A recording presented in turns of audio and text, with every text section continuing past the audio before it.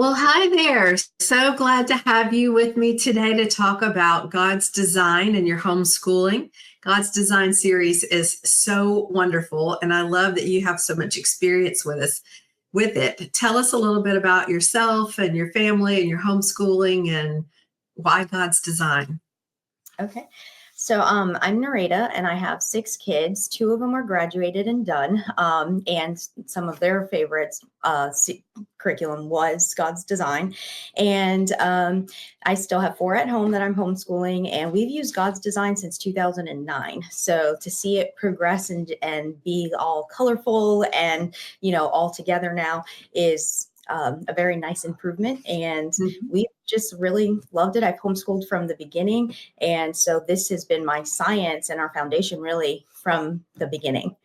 So Wonderful. So you said you have 6 kids that you have or are still homeschooling, 4 that you're still homeschooling. Yep. That's amazing. Thank you for choosing Master Books, and thank you for choosing homeschooling. Yeah, it's a blessing. Not easy, but a blessing. Right. Well, it's going to impact eternity and impact the generations, and we are so thankful for that. How did the God's Design series help your students? What did you see come from their time in that particular science series? So one of the things I love about God's design from the very beginning, it's like, if you take the teacher's guide at the very beginning, it'll tell you the different types of worldviews that deal with how we approach science. So the word science really just means knowledge. And, everybody has a different worldview. And based on that worldview is how you're really going to see the evidence all around us. And so I wanted a science that was going to not only have a biblical foundation of truth, but also not be shy to address the other theories out there, so that's where your apologetics come in. Now you have been equipped to know the truth. Now that you know the truth, you can now be equipped to understand the fallacies in these other theories, like your classic, naturalistic evolution. We have theistic evolution, the gap theory that's become more popular lately, and progressive creation versus just a historical biblical account and taking God's word as is from the very first verse. So for me, that was foundational. So that's what eliminated other choices immediately. Got it. Being able to have that worldview as the foundation. It aligned with our homeschool mission. So from there, I felt like my kids are going to get a great education because the creators and authors of this curriculum were scientists, engineers in their field. And so they were passionate about it. And that's something I also find very unique to Master Books and its method, that they find people in these fields that are experts, bringing their expertise down to the levels to make it age appropriate. And another thing I loved was that the author understood teaching multiple kids. So it may seem overwhelming at first to teach multiple kids at once, but it is a huge blessing because you can kind of think of one topic and dive deep in that. And so you get kind of your time and efficiency back. And then when you're doing it together, you don't really have to grade necessarily each child, because you're seeing the progress as you're doing it with them. Then there's seasons where you may need them to do it independently. And Master Books Academy also has videos to go with God's design. So you could use God's design like chemistry and ecology on the actual academy as well. So you could use it to enhance a co-op or to enhance your homeschool. Like oftentimes we started with the video first and then dived into the worksheets, or we notebooked, and I can kind of explain that in a bit. But we also had times and seasons where I was moving or just had a baby or I'm sick, and they could also take the workbooks and do it themselves, or I had my oldest teach everybody else. And so in that sense, it was also very flexible. So you use it in different capacities to meet your end goal. One of the things that I know is often a question that people ask me, whether within the app or I see on the Facebook group, is can you use it as a high school level, or can you use it with something else? So like Elements of Faith is great to use with chemistry and ecology together. Okay. year credit for high school. And that's a really great like ninth grade entry point, or for kids who are, specifically are not huge mathematically inclined and they're not going to go into the STEMs or science field. You could really give them a buff chemistry credit between Elements of Faith plus using the chemistry and ecology and a few other books that are on master books that you can use for enhancing it, like the history of chemistry. That could just be a reader. And you could also use one of Dr. Henry Morris's books that went with that. And so that would encompass a whole 1 year credit. So it's, as you can see, it's just so customizable, and yet you're not losing out on the quality of science or the worldview. And it's colorful, it's beautiful, it's easily laid out. And with kind of a culture obsessed with the specific STEMs, I feel like God's design really does equip you to have a career path, really, a foundation laid for those upper sciences that you could easily go into and be able to pursue a STEM career if that's what you wanted. And my son, did a college course in heating and air conditioning, and he remembered stuff from chemistry in God's design. So that was interesting to see him in 8th grade and then see him do dual enrollment at the end of his 11th grade year and remembering stuff that he remembered from the periodic table and, certain laws of thermodynamics and stuff like that from God's design. So it does stick with them, which is also great because it takes in the other methods of teaching. So you could do it very hands-on, or you could just read it to them. And you can use the worksheets that come with it. You can use the tests and quizzes. You can do the tests and quizzes orally, or something that I love to do is notebooking. And that's easier to do. Like if I wanted to do chemistry and ecology, like it's not going to be the same for what I require with my middle schooler or even a high schooler than my, 3rd grader or 5th grader. So altogether, notebooking is just getting a sketchbook out and letting them tell you back or draw back or write back what they got out of it. And it's really fun to see a 3rd grader and what they got out of it versus like a 5th grader. And then getting essays and the worksheets and the quizzes that are more solidified in the older grades. And then sometimes the experiments, the younger ones get to just watch, or they get to, be a part of it, while the older ones are responsible for gathering all the supplies and, getting it done. And that's another thing Master Books made so easily, is that they have kits available. God's design was attractive from the beginning, because even if you didn't want to use all of the kits or couldn't afford it, there's household items you can use. They were doing science right there. It was created from homeschoolers, for homeschoolers. And that makes a huge difference. And it's not so dry and it's not weighted down and very texty, like it's almost conversational style, but very a very matter of fact, and it magnifies our creator, and you see him in every atom and molecule. And even in the life series, I was never really like a plant person and didn't really care, and now I have a passion for it. It created a passion for me in other sciences that I didn't really care for. And another unique thing is, because there's 4 different topics, and in one book it covers 3 different types of studies, and there's about 32 to 36 lessons in each one. One quarter you could be learning about the properties of atoms and molecules, and the next one you could just say we're going to focus on animal life or the human body. And so you can use them interchangeably. You don't have to use them in order. You don't have to use them even this one book, you don't have to go in the same order. You may want to do chemistry and then jump into sticking with the properties of atoms and molecules, and then going back to ecology. So it's, within the book or within the series, you can kind of pick and choose. And that's been fun to do too, because then you don't kind of get stagnant or stayed in one. If you're kind of the mom or the student that may have multiple interests and you're trying to stream it down or something like that. So I don't know. It's just been a very cornerstone curriculum in our family. We love it. And it takes away decision fatigue, because at least I know from 1st to, 8th grade, I'm covered. So great. And that's been great. And one of the other things, people have a hard time, hey, how do I choose between God's design or Let's Talk Science? Because that's another great one.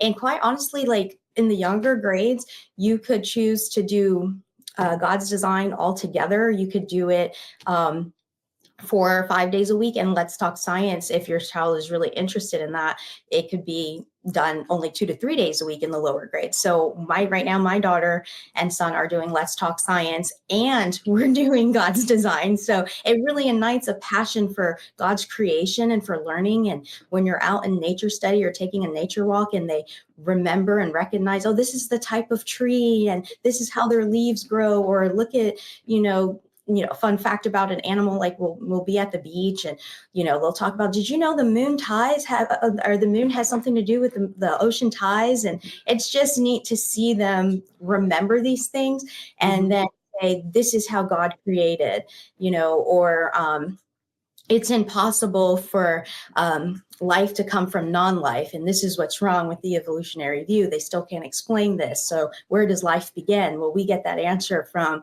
what we see in general revelation in God's creation, and then special revelation in God's word. And so these things are covered, and you're covering scientists, and scientists that were huge minds like, Isaac Newton, but they believed in God, and so we get to hear about their biographies interwoven in the God's Design series as well. So that's why we're so passionate about it and love it. And, it encompasses everything, checks a lot of the boxes off of what's important to our homeschool and just practically. And we didn't even talk about the affordability, That's important too, Mm-hmm. especially with 6 kids. Yeah. So with it, and even with 6 kids and doing it with a class, everybody to be able to afford their own materials, and then, are teaching it together, or we're watching the videos, it makes it much more affordable to homeschool, which I think is a huge tool, because homeschooling allows us to maximize our time and influence with our children to really shepherd their hearts back to Christ. And, solid resources like God's Design that's been around now for decades have really has test that time. And I've seen kids go on and be engineers. And I've seen kids who were in my classes that, have a love for science. And those who weren't sciencey kids now became that, because that was me. That was my testimony. I was like, yes, I'm going to homeschool. But when it came to math and science, I was like, that's not me. I'm not a sciencey person. What am I going to do? I don't want my kids to lack because of my lack. And just to see how this curriculum holds your hand, because everything's so laid out and you can use it regardless of what your expertise or not. So I love history. I love theology and the Bible, but to see science be something that I grew a passion for, especially with a biblical worldview, because in school, as a publicly educated child, I saw the conflict between this is what they're telling me, and then this is what my mom and my church are saying. So I don't really know if I believe it, because they're conflicting. And being such a logical kind of person, I felt, and a skeptical person, I'm like, these two can't be right. They don't fit. And, having resources from master books teaching me that there's no compromise and no conflict. You can really have all the answers of who God is, the problem of the world, and what we see in the world, and the redemption to come even to the world itself. And it doesn't conflict with science. In fact, science confirms the Bible. And so that was a huge turning point for me, and made me passionate and felt equipped that even if I didn't have all the answers, because I don't, studying molecules and atoms are still not my favorite, but have grown a passion for alligators and the human body, and to stand in awe of God's meticulous design of us and his creation and his created order, magnifies him as the sovereign Lord and sustainer of our creation and of us. And it just brings beauty. So now I look forward. Science is one of the topics I look forward to teaching, even if it's not the one that I'm the best in, or can't even pronounce most of the dinosaurs. It helps me, and the videos help. So I feel like anyone can do it regardless of your background and expertise, and it'll equip your kids for college, the higher levels, and dual enrollment, if that's what the course you choose. And so you don't have to fear that they're missing out. They're actually gaining more knowledge. And it makes it so much easier to spring into all the other sciences that Master Books has to offer that now I have kids enjoying. So I love it. It's a passion. That's wonderful. One of the things I wanted to ask you about was your children and their love for the Lord. Like, how has it impacted their experience of the Bible and nature and just the awe and the wonder of God? So for my kids, a few of them are very sciencey. So they love being able to dig in and see God's order and how everything makes more sense, makes more logical sense. And I think that's mostly true for my son who has OCD. A lot of people don't realize that people with OCD like want things to fit in a certain order and make sense. And so for him to see God's order and to see it imprinted in everything, for him, it resolved that there are answers and that there doesn't need to be chaos. And it actually made him more kind of a springboard into more philosophy and deeper theology. And now I kind of feel like, in a way, like he's maybe even wiser and more equipped than me to go and defend, because the way he just learned how to, the curriculum helps you to think like critically. And so when you're thinking critically and you're applying it, especially at a section called Taking It Further, that is made for them to research. So it made him not intimidated to research. And the more he learned about God and truth and how these people in the past have honored him and brought discoveries to sciences, it made him realize that like God is not just passive. He's very much in every every strand. And so for him, it made him feel like God is in complete control and has complete order, and it makes sense. Where I have, a younger one who stands in awe of who God is and how big he must be and how he can take care of our problems because he is so big. He created everything.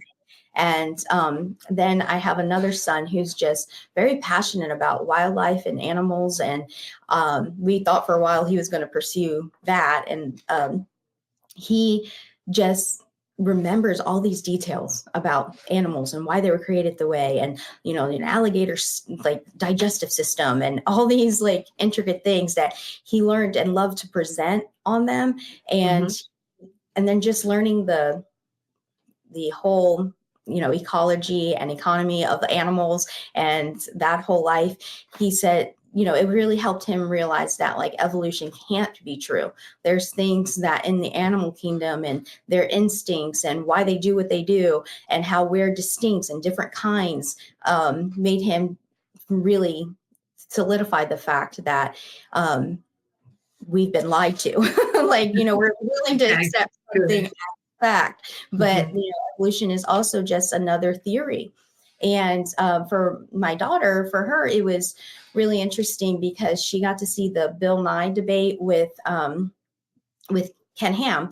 And for her, it was the idea of Martians on a different planet and seeing and like them possibly seeding our nation or our planet, and or that there could be possible life or all of that, just made her think about like the gospel and how sad that mindset is, because there's really no hope. They're always wondering with questions when the questions have been answered, and it takes away from God's glory when we see him in not just science and math that helped put man on the moon, but all of astronomy. She fell in love with it because it just showed how, the sun, if it was just a little bit closer, Earth would not be livable. If it was a little bit further, we'd freeze to death and it would not be, livable. And so just to see God, the Earth hangs on nothing. It's just him, like even in the planets and the stars, where we get the promises that, he names the stars by name, but yet he knows us, even more intricately than that. So for her, not only did it magnify God and him, like if he's in control of all this and he knows all the stars by name. He named them all. We like how Jason Lyle will say, oh, he made the stars also. Like, oh, no big deal. Like he just there on day 4. It's like, how much more does he care about me when he calls me by name? My name is engraved in his hand. And so for her, it was to the heavens declare the glory of God. Like she fell in love with astronomy and the idea of being able to share the gospel with people who need to understand that our world is broken, and this is how it got broken. Sin entered the world. This is why there's death and suffering, and that there is a restoration of this world. We don't need another planet. We don't need to fund a Mars project. This earth will be renewed, and you'll get to taste that beauty of it if you're in Christ. And so for her, it magnified the importance of taking that worldview kind of back from them and say, we know how we got here. We know why we're here. We know that who's in control of why, of everything. And why this world is broken, why death hurts and it's not right, and why it's not the end. And we know why we don't really need to fund and worry about aliens or fund, a Mars project, because this is where Jesus came. This is where he saves people. This is where life was meant to be inhabited. And there's a restoration that's coming, and that longing for a better earth is only going to happen in God's kingdom.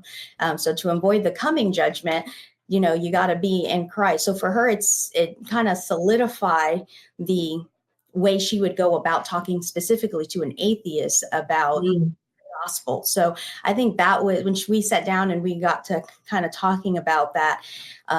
It really, because we also saw Created Moon and the Created Cosmos that comes in the astronomy pack. So we started with God's design of heaven and earth, and then we went into a survey of astronomy. And it was just amazing, like to have answers like, no, there are no aliens. If there were aliens, then who's saving them? Like if they're living beings, and that was contrary to the gospel. This is where Jesus came. There's only one universe. There's not a multi-universe. There's only one savior. And so we don't think about those things when we're thinking about science and the gospel and what we actually can teach our kids when we teach them about astronomy. But these are the things that come about because when we read books like Taking Back Astronomy, or how there can't be sustainable life on other planets and there was only one, we can go back to the Bible and see, the earth is the Lord's and everything in it. The earth it's inhabited his praises. And we can see that, we were meant that the new heaven and the new earth is coming.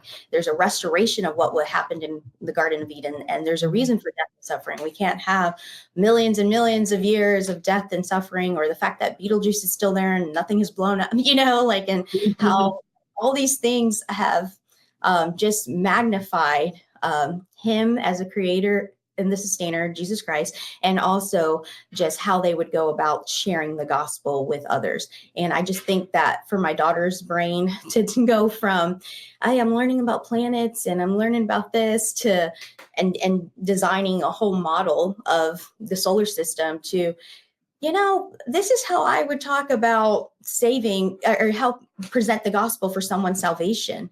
It's to me was like, where did that even come from? Just the work of the Word and the Holy Spirit. Yeah. And it was so encouraging to me. And just for them to have that settled, because right now, it is kind of a big debate, is the earth flat? Did we really land on the moon? And it's a big, it's been debated, like how the planets came about and can we live in Mars and, all these things. And it's like, well, is it really even necessary if we really believe the gospel of, this is where Jesus Christ came to save sinners. So it was kind of interesting. And so that's interesting. I'm thankful.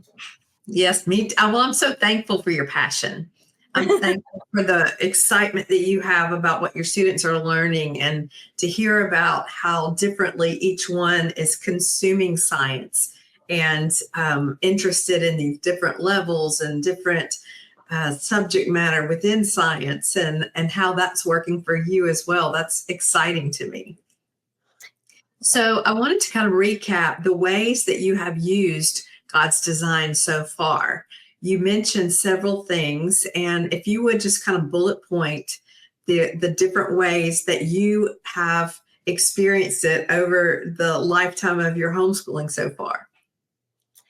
Yeah. So I think when you first start, you're kind of like, I'm going to do it and use it as is. So I have used it exactly how it's designed to be used with multiple kids, and it'll teach you, it'll lay out for you what do you read based on the age level. So if you have kids, kids can actually comprehend a lot more than we give them credit for. So if you did read the higher level, they could get it. And if you have younger kids, you don't have to worry about them really, nailing the vocabulary. But so I did use it as family style. I read it all, and then I either decided to make copies and let them do the worksheets, the older ones that were able to, and if they were the younger ones who, you do have some third and fourth graders that are like, I want my worksheet too. I want to be just like them. And you kind of just Mhm. help guide them, Mhm. in that. Another option is to have everyone notebook. And that would look like you read and present the lesson to them, ask them any questions. Oftentimes our family, as you can see, goes off into rabbit trail discussion, which I think is like actually the best part. But after that, we kind of bring it back, and the older ones might write an essay or have a deeper labeling and picture, whether it's like labeling the parts of the flower, and you may want that, or an animal's digestive system, where a younger one might just draw a shark, and that's what Mhm. we, and a shark is a fish and it's a part of this family or something. Another way that we did it, notebooking and family style, was not using the worksheets at all, just reading the lesson and reviewing some of the vocabulary. Sometimes we write the vocabulary on a board or on an index card, or we would all just notebook. And then I would just bring in the quizzes to make sure for the older kids, since we're more of a Charlotte Mason base, we're not Mhm. really big on grading, but it is necessary as they get older. So the quizzes were a good gauge to where they're at, and also giving them just experience in taking test or quiz. So that's how we would do it. And with family style, I would oftentimes lead the experiments, or I would let the kid who was more passionate or into it, or sometimes to torture the child, the one who had the worst attitude. So they now have to turn around and serve and lead. Um, Mhm. but they oftentimes, that's where they found the most fun. So the really the experiments take little to no prep time, and maybe 20 minutes tops. So it's very much important that kids not just read science but do science. And it's one of the things that, like, one of the subjects that's kind of important. And then of course, if they are going to pursue either a science career, it becomes more mandatory. But it also makes just high school labs a lot easier when they're Mhm. kind of accustomed to experiments. But kids, when they're younger, they love the hands-on stuff. And it does make it easier for mom if you can get your older kids involved in leading that part of it, or maybe they read out loud. So you can use other skill sets within your family to teach in that family style. And then, some parents like to just choose what topic they're going to do. I oftentimes either did that, or like kind of surveyed my kids. And if we all kind of decided just one series, we were just going to go with that one main topic. So if it was chemistry and ecology, that we were going to do the whole thing and go into that. But there have been times where some of them wanted to do like astronomy and then go back to the human body and then do ecology. So we have done that too. And it's very flexible to do. So that was our 3 for the year. And it's fun to keep a binder or a sketchbook and Mhm. kind of see, the different sciences that they did. And the state that we're in requires that we have portfolios. So it's neat to see their work and to see their progression also throughout the year. I did assign it a couple of times independently, like I mentioned, for my son who was not really feeling that he wanted to do upper level college work and stuff. So I paired that with elements of faith, and he did that with chemistry and ecology, and that was like a full course for him. He did the experiments from God's Design, a little bit from Elements of Faith, and they paired really well together, and it gave him a pretty robust first year credit. And then I just added the history of chemistry and one of Dr. Morse's like thin book that talked about biology and chemistry and all that in contrast with the Bible. And those were just readers that were assigned per semester. And that worked out to be a great full year credit. And he probably preferred working independently that year. And it helped him, I think, be able to work at his own pace and not be and kind of just take it as an independent subject. So that also worked in that season. We also did, when we use the Academy videos, like I mentioned previously, sometimes it's more profitable to start with the video first and then do the reading. And sometimes you could do the reading and then watch the video, or you could skip the reading and just let the video take the place and start with that. And then you can dive into the experiments, any vocabulary if you feel it's necessary to review, and any of the worksheets. So it's very customizable in that way. As far as like a class or co-op setting, if everyone has their own materials and you assign what they need to do at home, and then you can start off. For us, we started our week with co-op. So we had like science club, and everybody came and we would watch the videos, and then we did some of the work and worksheets in the class, and we also did vocabulary.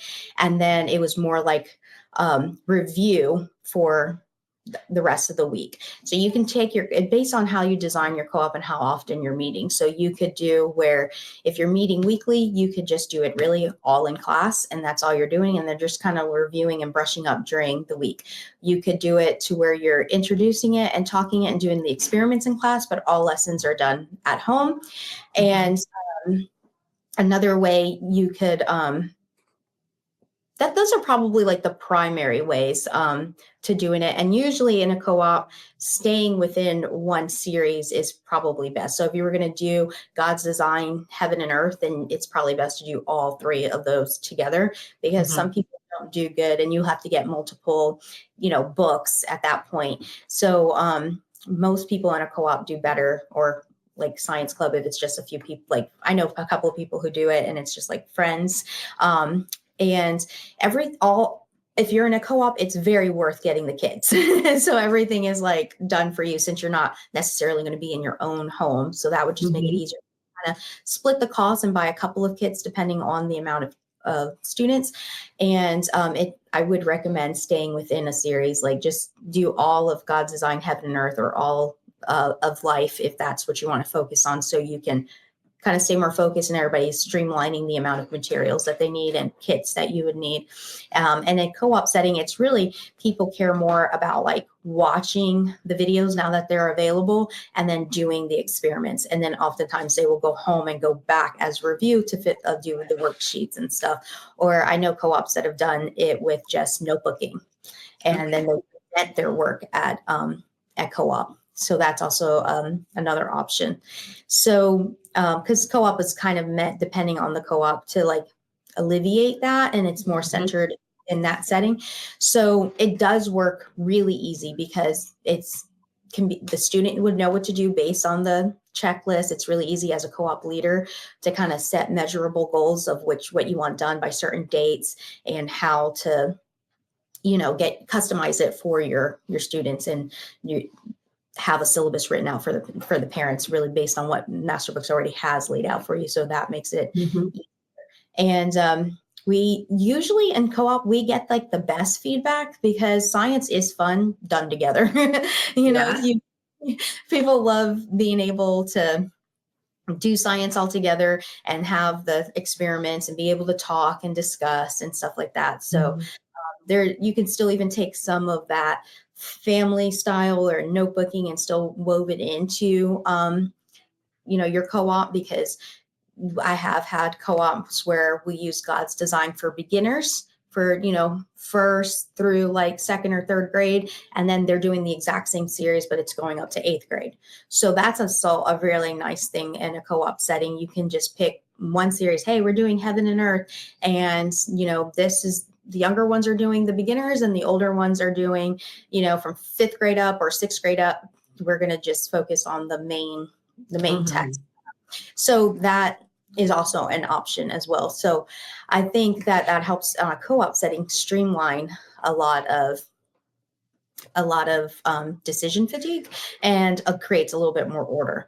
But yet you still can get some diversity because you get to choose, which, and then it's easier on the parent.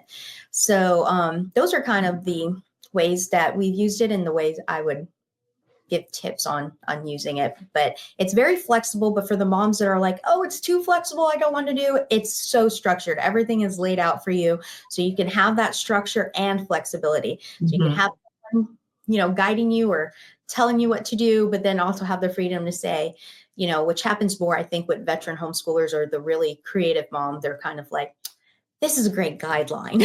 I'm going to customize it to me. That's how I am with recipes. Yeah, exactly. Some things you just measure with your heart. Right. Well, thank you. You have really helped me understand the series better than I ever have. And I've been working here quite a while. So thank you so much for spending time sharing how this has worked for you over the years in co-op, at home, notebooking, and the videos. You've really given us a great overview of the course, and we are looking forward to sharing your information with all the homeschool moms who are doing God's design with their family. Awesome. Thanks. Yeah, well, thank you very much. This was great, and we look forward to talking to you again in the future.